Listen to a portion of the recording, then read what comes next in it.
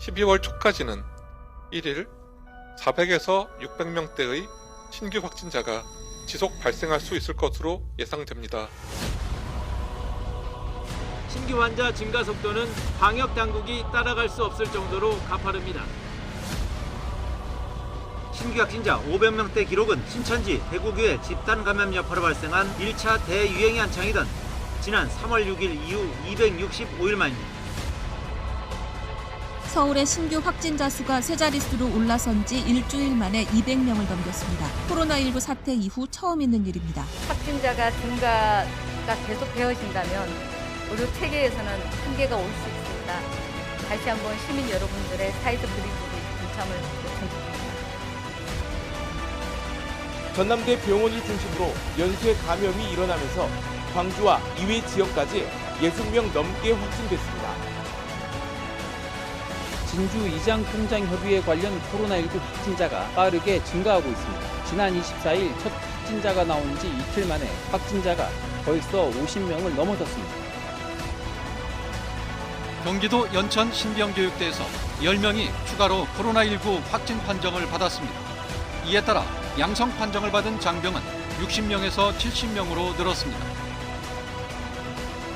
이러한 확산세를 지금 막지 못한다면 하루 1,000명까지 확진자가 늘어날 거라는 전문가들의 우려가 현실이 될 수도 있습니다.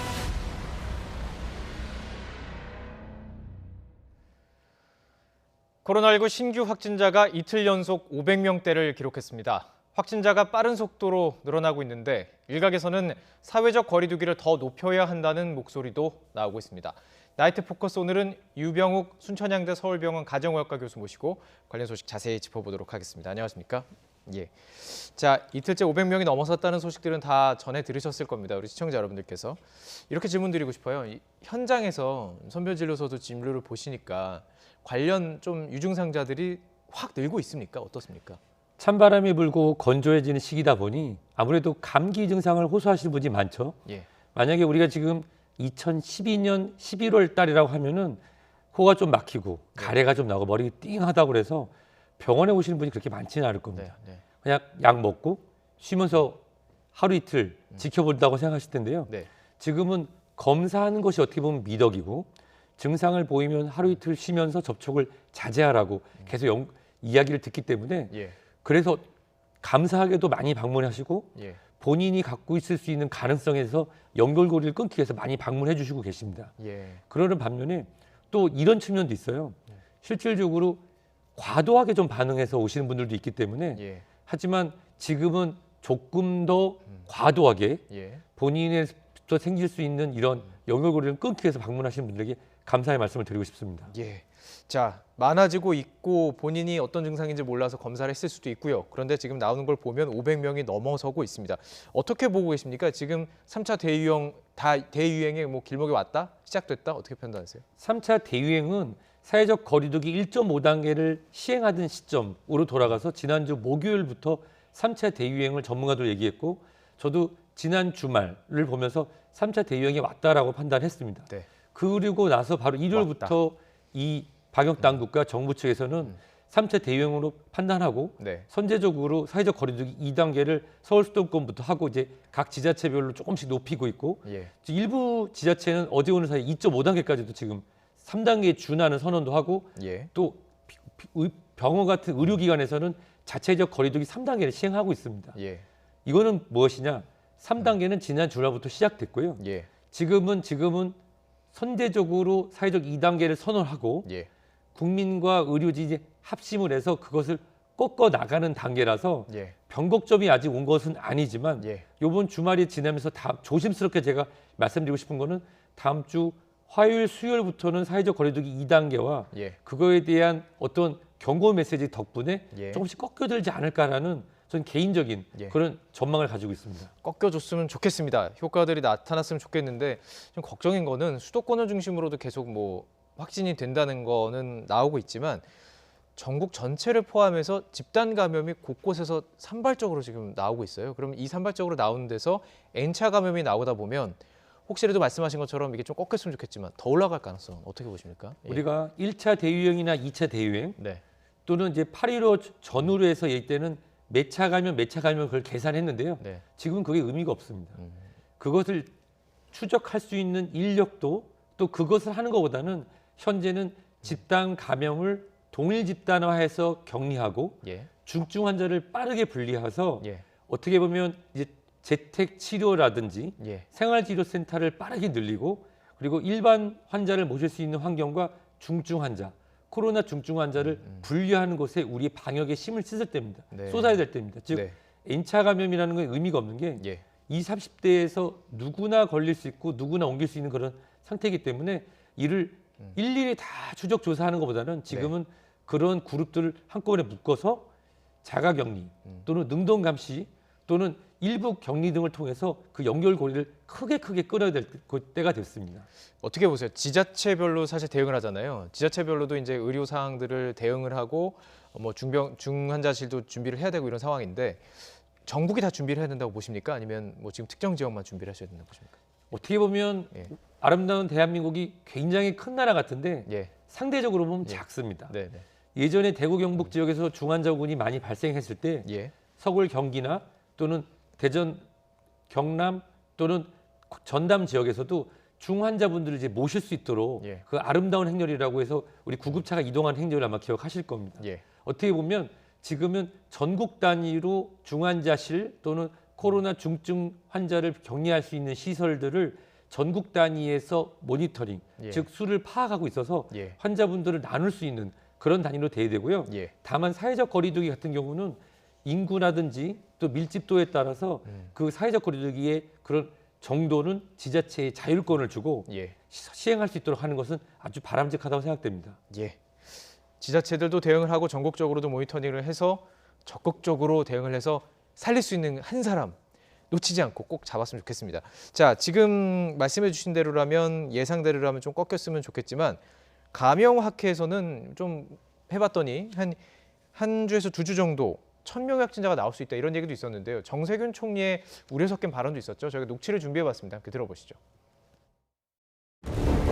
제주를 포함한 17개 시도 전체에서 특히 서울은 25개, 자치구 전역에서 확진자가 나올 정도로 상황이 매우 심각하고 긴박합니다. 이러한 확산세를 지금 막지 못한다면 하루 1,000명까지 확진자가 늘어날 거라는 전문가들의 우려가 현실이 될 수도 있습니다. 하루 1,000명은 우리가 지금 경험해보지 못했었죠. 900명까지 있었죠. 자, 이렇게 걱정하는 이유는 겨울철이라는 환경 요인, 그리고 젊은 층이 지금 무증상으로 막 돌아다니는 그 부분이겠죠? 사실 이 1,000명이라고 하는 얘기는 처음 나온 얘기는 아닙니다. 예. 이전에도 수학적 계산법에 따라서 수학자 또는 이제 예방의학, 방역 전문가들이 그런 예측을 했는데요. 네. 여기는 가정이 있습니다. 마스크 착용, 예. 사회적 거리두기가 이루어지지 않은 않았을 그런 때. 상황에서의 얘기를 하는 거고요. 네. 다만 여기 이제 변수값을 몇 가지 넣는 데 있어서 네. 젊은 층, 확산도가 높고 그리고 본인이 증상을 못 느낀다는 사람이 많은 경우에 변수를 넣었을 때 하루에 1,000명이 나와도 이상하지 않습니다. 예. 그런데 며칠 전에 나왔던 굉장히 신뢰할 만한 연구에서도 저도 쭉 찾아봤는데요. 네. 이탈리아 같은 경우는 지금 현재 발표되는 것보다 약 17배 정도의 환자가 더 있을 거고 예. 한국 같은 경우는 2.6배 이상 환자가 있을 거라고 하는 2.6배. 사망자를 추산해서 역순으로 봤을 때 예. 확산되는 숫자를 하고 그리고 그 최근에 입영한 대상자를 예, 통해서 검사했었죠. 8월부터 10월까지 6천여 명을 봤을 때 25분 그걸 역순을 뽑아서 계산해 보면 충분히 현재 500여 명이 진단이 되고 있지만 예. 증상도 없고 본인이 검사도 받지 않아서 예. 계시는 분들이 있다고 감안하면 현재도 1,000명이 넘을 수 한 있다고 충분히 1,300명 보면 나오네요. 2.6 하면. 맞습니다. 예. 예. 충분히 나오기 때문에 그 숫자가 전혀 이상한 것이 아닙니다. 예. 다만 그렇기 때문에 정세균 총리가 저렇게 말씀하시는 거죠. 20, 30, 40대에 본인이 증상이 없어서 마음껏 다니고 젊은 사람들이 모인 상태에서 마스크를 벗고 취식하거나 네네. 또는 개인 모임을 하면서 또 퍼뜨리고 예. 다만 면역이 약한 취약군인에서 증상이 나타났을 때 예. 진단이 되면 역순으로 추적하다가 젊은 애가 또 발견되는 네네. 이런 집단감염이 나타나기 때문에 네. 실질적으로 지금도 1,000명 이상 환자가 나온다고 봐도 이상하진 않습니다. 이상하진 않지만 실제로 증상이 있어서 간 사람들이 이제 체크해서 나오는 그 과정이 줄어드는 게 참 중요할 것으로 보는데요. 좀 궁금한 게 있었습니다. 지금 군부대 얘기가 나왔으니까요. 이번에 신병교육대에서 70명 이상이 집단 감염이 됐잖아요. 근데 이 과정 속에서 검사를 했던 과정이 취합검사법 이걸 했다는 거예요. 이게 잘 이해가 안 되더라고요. 어떻게 하는 게 취합검사법이에요? 취합검사법은 아주 유용하고 네. 또 과학적인 방법입니다. 예, 예. 예를 들어서 제가 검사를 해서 결과가 나오는데 6시간에서 12시간이 걸립니다. 네. 이게 그 효소 중합 검사 PCR이라고 하는 것은 제가 2주 전에도 이제 가서 교육하면서 했는데 실제로 코에서 채취를 하고 거기서 나오는 DNA를 취합을 해서 증폭해가지고 크기를 키우고 예. 사이클을 40몇 번을 돌리려면 일정한 시간이 필요하거든요. 예. 그런데 증상이 없는 사람 100명 또는 50명을 한꺼번에 검사해서 취합을 해가지고 검사를 해도 똑같은 시간이 걸립니다. 예, 예. 예를 들어서 100명을 기억이라는 집단으로 해서 검사를 했는데 네네. 이 집단을 검사해서 음성이 났다. 그럼 100명은 모두 다 통과를 하는 겁니다. 괜찮은 거네요. 근데 예, 예. 만약에 100명에서 양성이 났다. 예. 그러면 그 100명을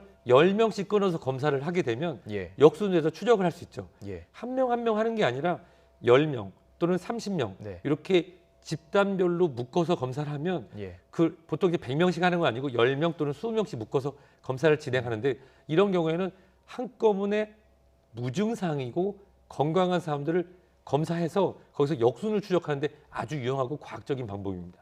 그런데 좀 맹점이 있는 것 같아요.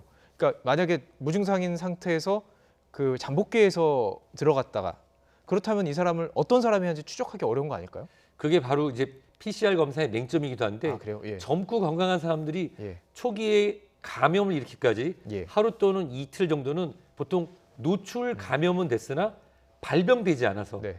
노출 감염됐으나 발병됐으나 또는 충분히 바이러스가 나오지 않는 상태에서는 PCR 검사에서 음성이 나올 수 있습니다. 네.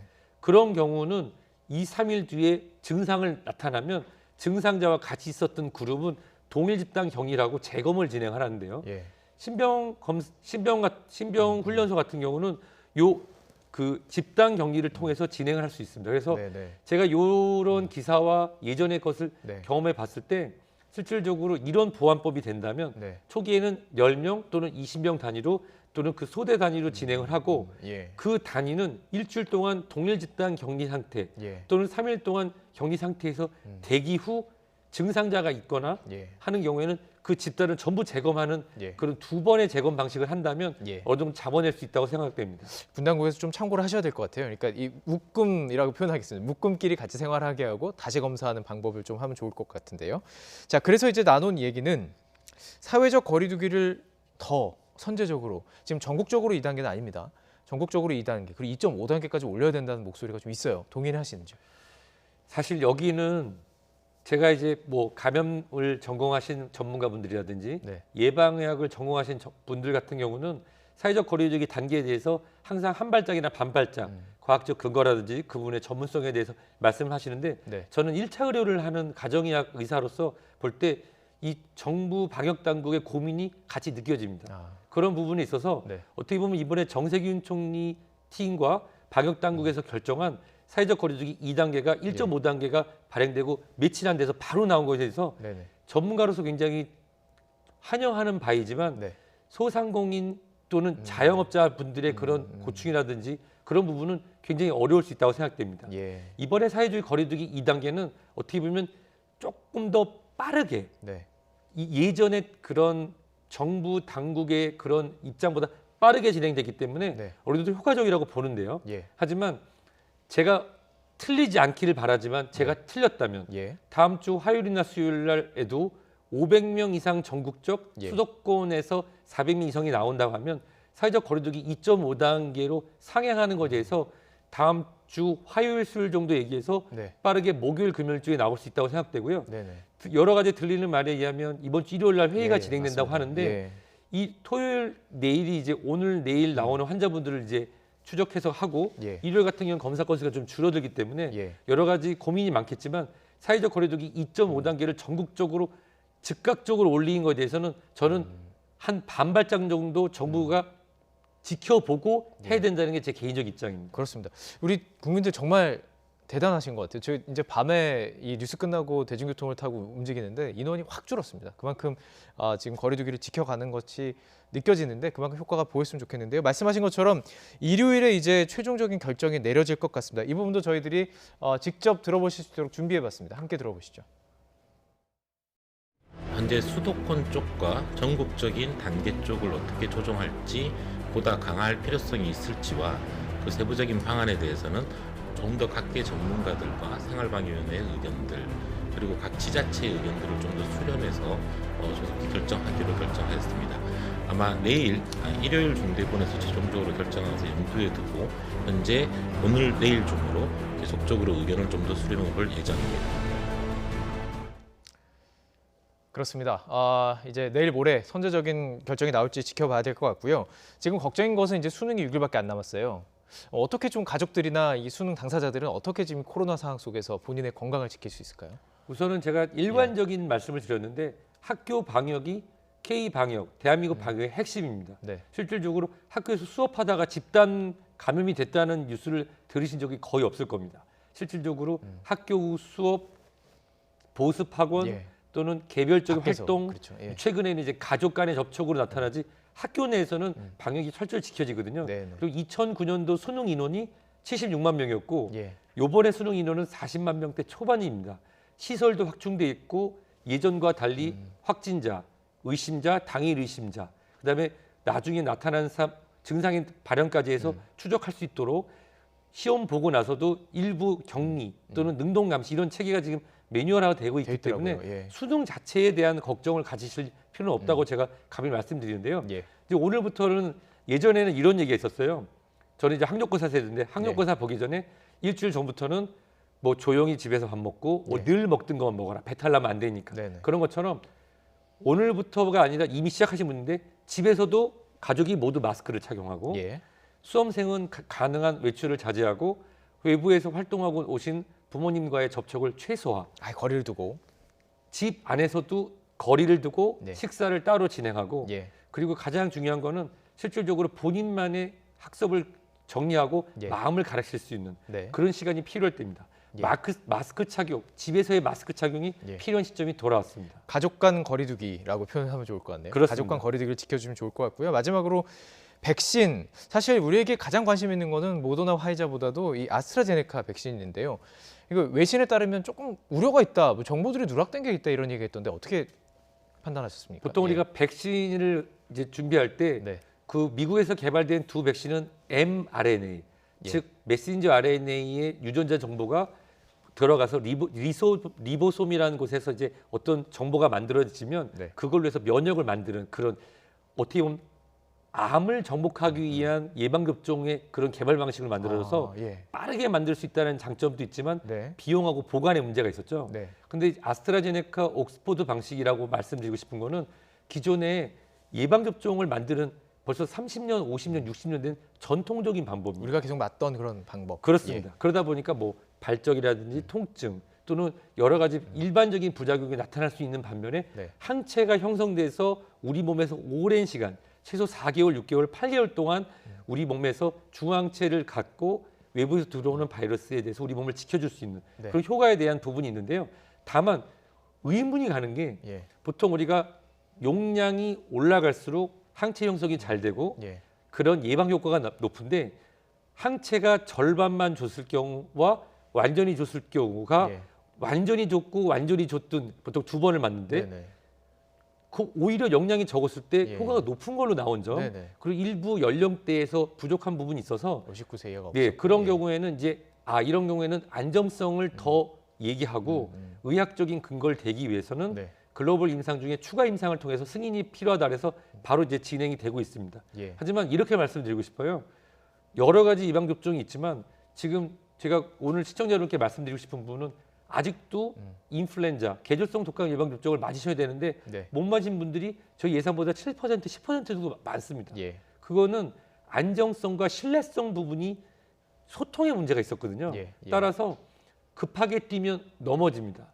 예방 접종은 건강한 사람이 건강 증진하기 위해서 맞는 것입니다.